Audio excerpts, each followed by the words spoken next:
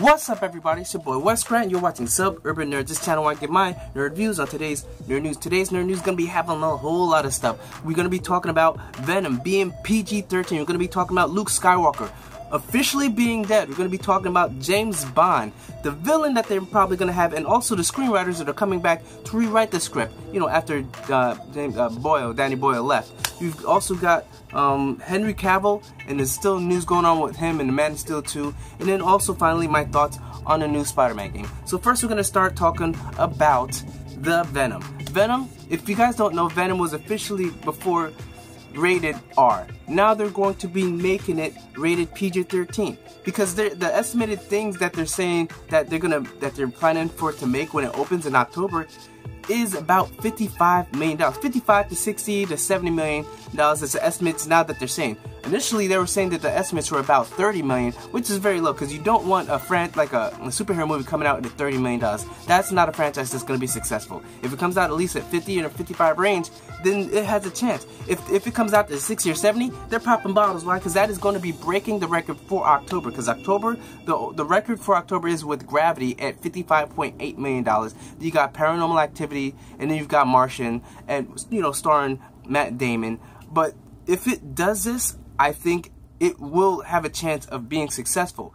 I think that them changing it to PG-13 is the reason why they're estimating it a little bit higher than what they were doing before. Only because with PG-13, you don't have to have an adult with you.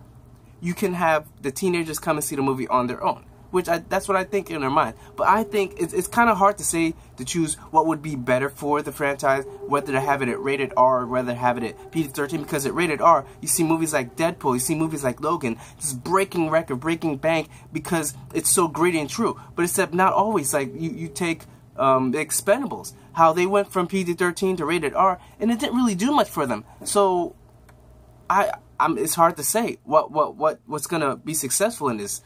So, I don't know. Maybe you guys tell me what you think. Comment down below, because as far as I'm thinking, the movie runtime is about an hour and 52 minutes, which is decent enough that you can get a good amount of showings, because when you hit that 2.5 hour mark, it makes it less showings that you can have for the movie. But at about close to 2 hours, you could probably fit in a little bit more screenings in there. So I think that's what they're kind of estimating.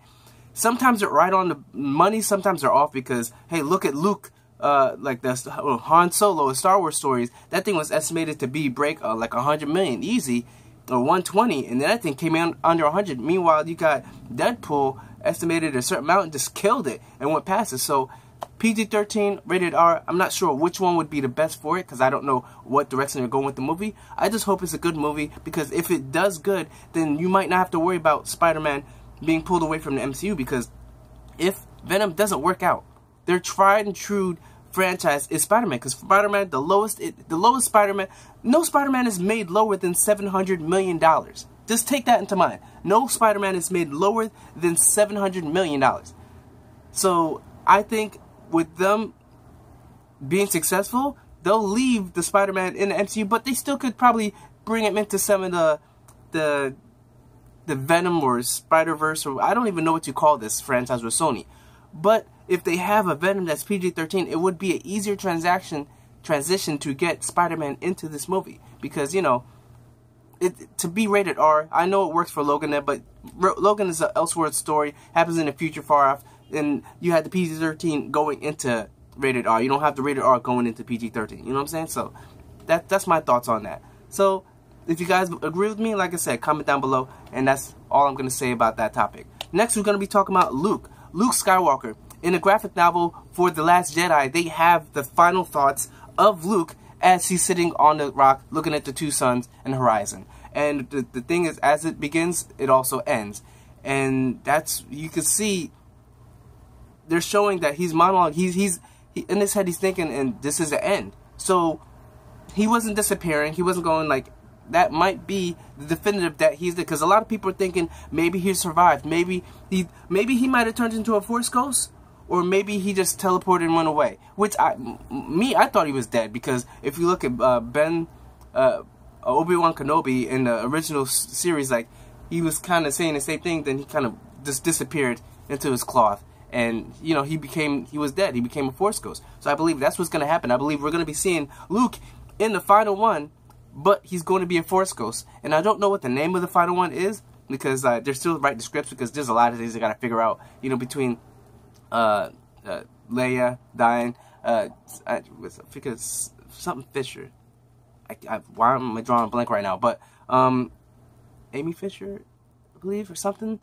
Either way, so because Leia's dead, or maybe she's actually going to be dead. They said they're going to be using footage from The Force Awakens to make it so that she's still in this. So I hope it's great. I hope they can work that out.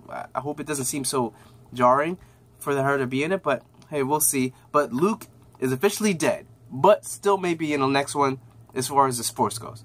That's just the knowledge on it. Next, we have James Bond.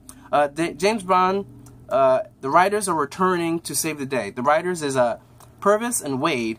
They've written the scripts for about 6 James Bond. They've done it for, Die Another Day, Skyfall, and Spectre.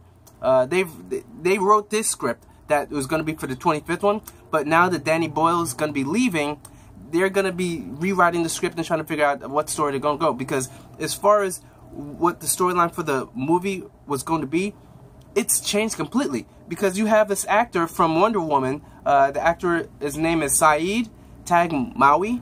He was with the crew that she was, you know, going into the trenches with or whatever. And he was poised to be the villain of the next James Bond. But he was picked by Danny Boyle. And he said in a statement that it's crazy to be an actor.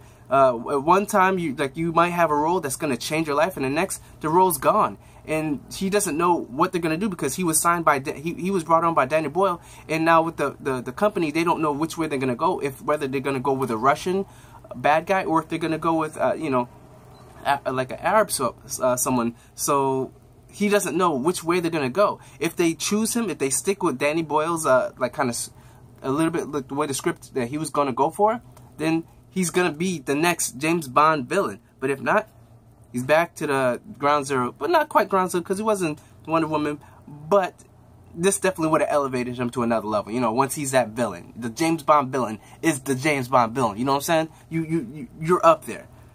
So I don't know what's going to go on with this.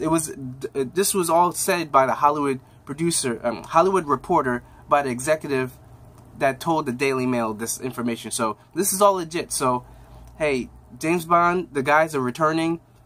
This guy, Saeed, hope the best for you. Hope you get that position, because yo, ain't nothing like getting that James Bond money. You know what I'm saying? So that's pretty much it for that. Next on the nerd news, we've got more talks of the Henry Cavill debacle as far as Warner Brothers. Because as you guys know, there was, I believe it was from Hollywood Reporter as well, or yeah, that they stated that there was talks and that there was no plans to make another Man of Steel movie for I believe like 7 films or so. It's not in the works. There was talks that he might be in the Supergirl, but from what I'm hearing, he can't be in the Supergirl because he's gonna be a baby at the time.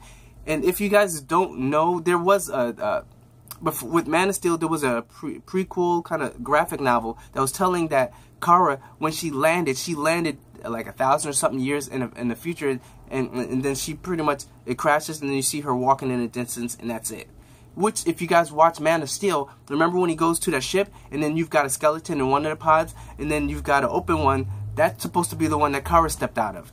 So, it's kind of still joined together, but that's if they actually come through with this, because DC, you know, talks about, oh, we're gonna do this, we're gonna do that, we're gonna do a Supergirl, we're gonna do a Batgirl, we're gonna do Gotham City Sirens, we're gonna do the like so many things that they say they're gonna do, but it doesn't ever come to fruition. So I don't know what they're planning on with this. Henry Cavill, he's been a soldier boy, he's been there, he hasn't talked bad with them at all, and I think it might be sort of like a negotiation, because his Danny Garcia, who is the agent for Henry Cavill, she put a statement that, hey, calm down, there's going to be a statement by WB and everything will be cleared up. But nothing's been cleared up. Why? Because the statement was bullshit. It literally was the vaguest thing in the world. The statement is this: while no decisions have been made regarding any upcoming Superman films, we've always had great respect for a great relationship with Henry Cavill, and that remains unchanged. Hey, no one asked you that. People are asking, what's going on with Henry? Are you guys letting go Henry Cavill as Superman? Because that's what the talk is. The talk is that Henry Cavill is no longer Superman. So them coming out with this means nothing. And then you got Henry Cavill coming out on Instagram, posting this little video with him standing there looking at the screen, then bringing up a Superman figure, and then typing it. What was it? He put today was interesting, which you're not saying anything either. So both of you not saying anything. Why? I guess because they don't want bad news to be coming out around the time, you got the Aquaman movie coming out. But hey, just don't say nothing at all. Either deny it or don't say nothing at all. Don't come out with this vagueness saying, "Oh yeah, we love working with him. He's a great person." But is he still Superman? No. We love this dude. He's a great person. Excellent to work with. That isn't answering the question, dog. Is Henry Cavill not Superman anymore? Do you have another Superman in mind? Well, we love working with him. We respect the relationship, and he's a great person, and that remains unchanged. Dog, just answer the goddamn question. We're asking you. Is he you know what I'm saying? It makes you just want to flip out. It's like when people are being vague as hell with something. They start saying something, and then they don't go, and you're asking wait, what? Come on, elaborate. What are you talking about? And they just keep dancing around the whole topic. That's what they're doing. And Henry Cavill, he's not saying anything. He's not helping anything. But I think it might be a ploy or strategy because he was supposed to be a cameo in the new Shazam.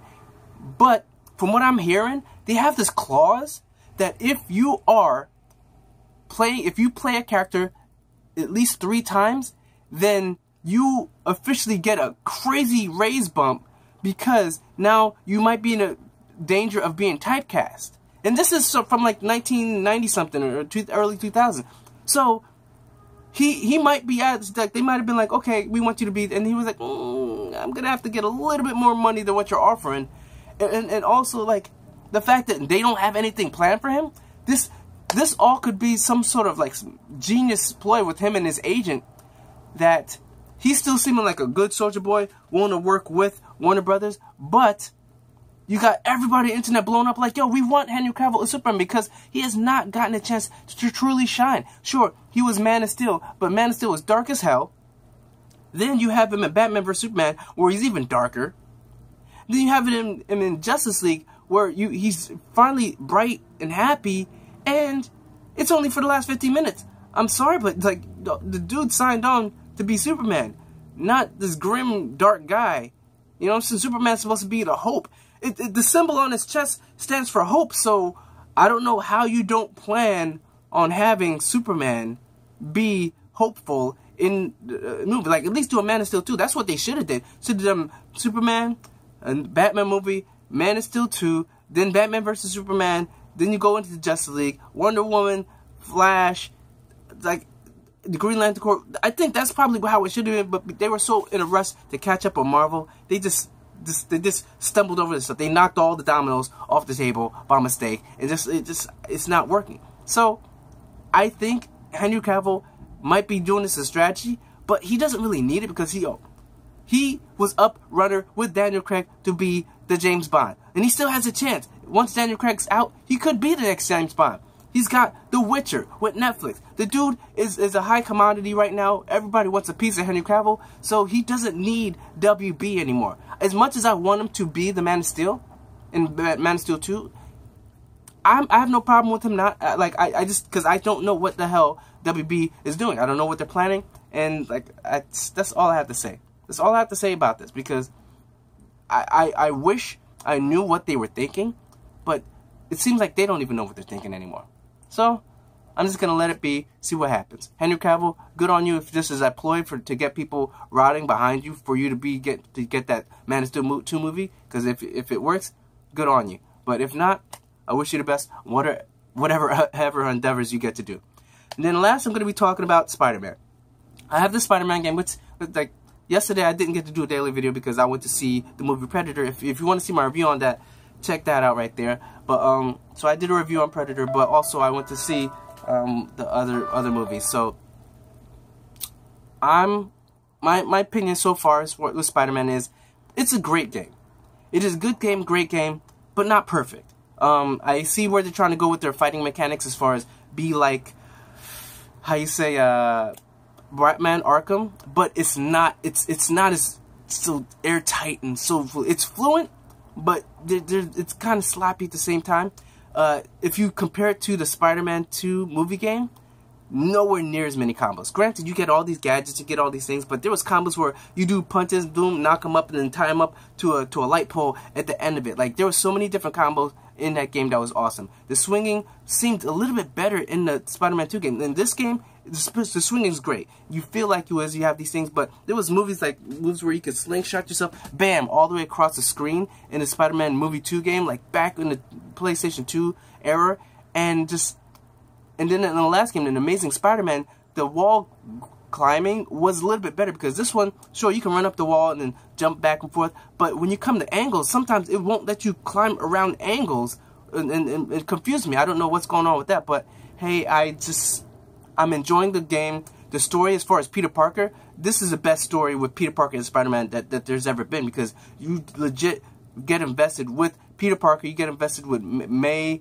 Mary Jane, all these people, because you're showing Peter's life, not just Spider-Man, you're showing Peter, and that's one thing that they're excited on. Like I said, my first thoughts is the game is great, not perfect, fight mechanics could be better. It's good, but not, there's been better combos in older games. The gadgets are awesome, the characters are great, and the wall swinging, or the web swinging is good, but not the best that's there ever been, and overall, story and villains are good.